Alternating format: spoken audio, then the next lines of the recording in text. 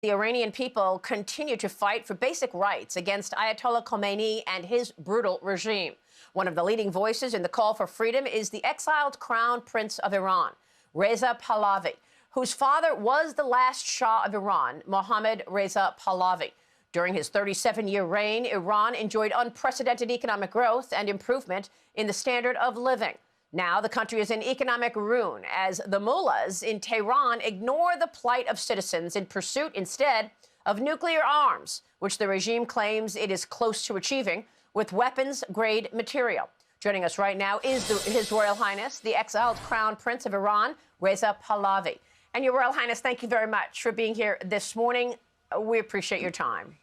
Good morning, Maria. I'm glad to be with you on your program. So can you assess the current state of affairs? I know you want to talk a bit about what could be in Iran and the opportunity potential, but what would you say about the current regime?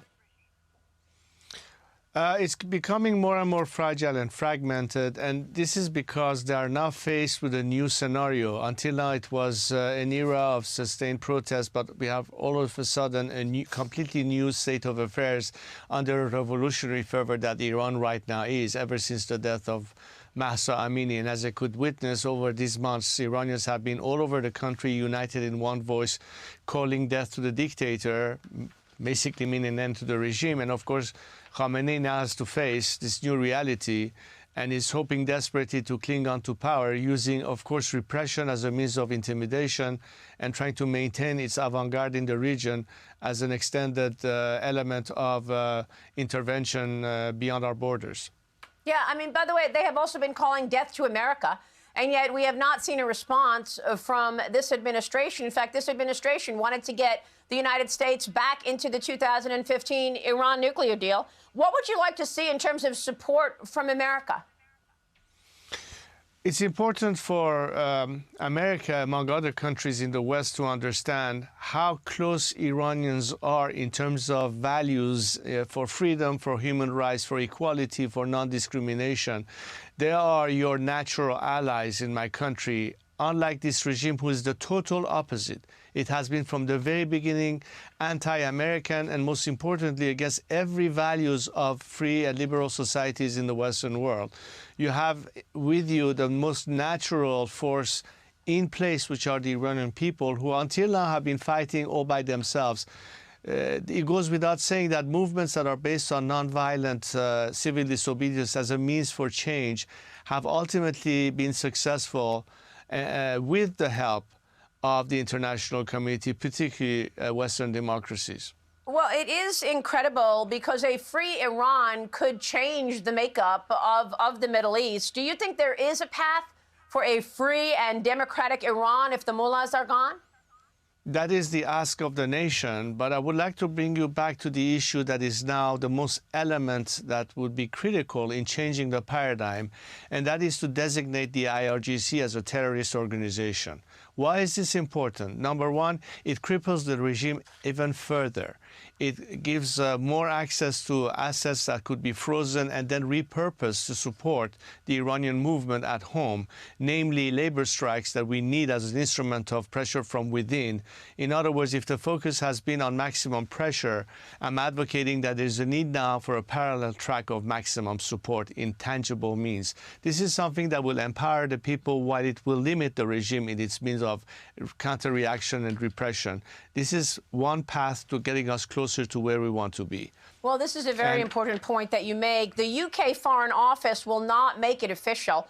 The Biden administration has not pushed the UK to deem the group a terrorist organization. And so what would you like to see in terms of the international group? I know that you are going to be speaking alongside leadership in Ukraine. Is there an opportunity there?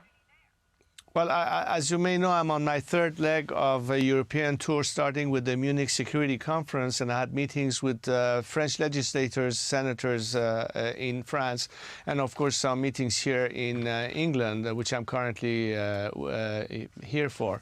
And one thing that is very important, Maria, for all to understand is that finally Western countries have decided to enter in a constructive dialogue with those of us who represent an alternative to this regime, because until now dialogue was limited to the regime as its representative. And our argument was, how could you possibly hope to find an answer to solutions when you keep talking to the people who have been part of the problem to begin with? So that's a welcome step. As a result, we can really discuss the mechanics of how change can come about, how the Western community can help us in this process, and understanding the transition of power from the current regime after it collapses during a transition phase leading to what we hope to be a future secular democratic system, which of course changes the entire scene in terms of opportunities for Iran's future, and particularly as it might be of interest to Iranian business and industries, which has been totally shut out of the equation as a result of a regime has been always with a policy of being anti-Western, which has in effect helped mostly and favored China in that dimension. So if we want to look back at what it means for the U.S. beyond just stability, which means that they won't have to worry too much about a military presence anymore, but it also means all of economic opportunities that the U.S. could be enjoying in a completely different sets of circumstances, and the demeanor of our country, which will of course be welcoming those kind of developments, because we need foreign technology, we need new industries, and we need to refurbish our existing infrastructure. For all of this, there's a big play for American companies, obviously. But, Your Highness, I'm glad you mentioned the military, because the IRGC, the military, pretty much controls the economy. If you get rid of the mullahs, doesn't that lead to a military-led machine? Well, actually, the military, let's separate the military from the IRGCs. In fact, the reason the IRGC was created in the first place was to make sure that the regime would be somehow protected from a potential military coup against the current regime, starting with what happened at the time of the Iran-Iraq war. So the perception should be that the military wants to be a professional army at the service of the nation and protecting our borders. And it has, in fact, a lot of sympathy among people. Unlike the IRGC, which is pretty much an installed mafia that is armed and controls just about every aspect of the country, which is why it's important that they be targeted. However, our scenario of change includes a scenario of transition, a transition that is based on truth and reconciliation, a transition that plans a transitional justice. In other words, it offers an exit strategy for the bulk of those who are not benefiting from the existing mafia, which is really limited to the top ranks, and they want to start thinking in terms of how can we bail out and basically find survivability beyond this regime. This encourages them joining with the people and limit the regime in any hope of further repression, while it opens the door for a more peaceful transition without having less desirable scenarios which may take it in a wrong direction of violence and conflict, as opposed to help facilitate a much less costly transition and peaceful transition in our country.